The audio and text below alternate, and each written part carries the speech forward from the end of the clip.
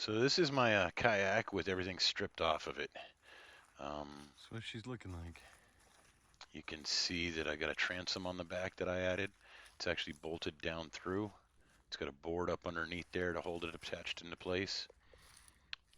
I had to put a back hatch in the back so that I could run my electronics and get my wiring and electrical going through there. Got my battery up here in the front compartment. That is a lithium ion battery, 40 amp hour. Got my solar charge control unit right there. So when I'm in dock, I plug it in and it keeps my battery maintained and charged.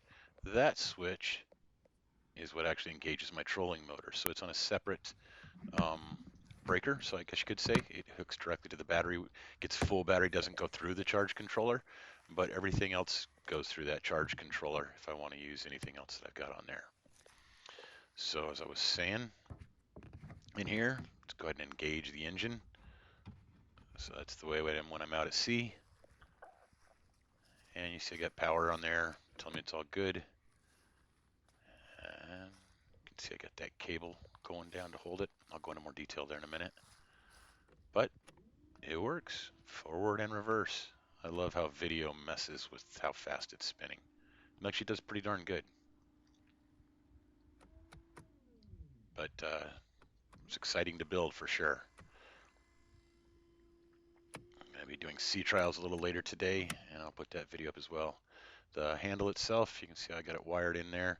Used to be PVC to bolt in there, and then a scupper plug hole, or plug. Then I drilled a hole in it, down to 3 different cables. They're all hooked together and color coordinated. That keeps it from falling too far down in. So if it does fall down in, I can actually get it out if they come disconnected or something. Snap it into place. It works. Those are my 2 plugs for the back. So I actually plug the motor in. You can see I've just got standard those car plugs. Those little caps I put down when I'm leaving it down at the dock. I'm not using the motor. They run up, go into the head there, and all the way down. Now see that pulley there? It goes down and it's attached to the motor itself down there, and that helps me pull it up out of the water. So if I want to, shallow, and I don't want it to hit anything, while I'm up front, I can just grab a hold and yank, and it'll pull it up out of the water. So here's how the steering works.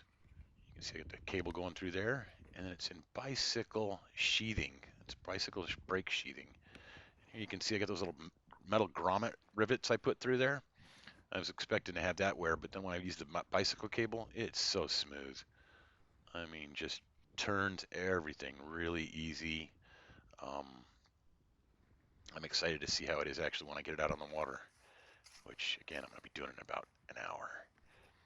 Goes up, you can see it's easy, easy. You know, there's no drag. There's no drag there whatsoever on either side. Kind of like doing a walkthrough before you fly a plane. Yeah, carabiners are hooked up. They go down through there, through the bicycle cable, those little ends on it, and then it goes all the way down, fed it through, and back up out there to attach to the pedals.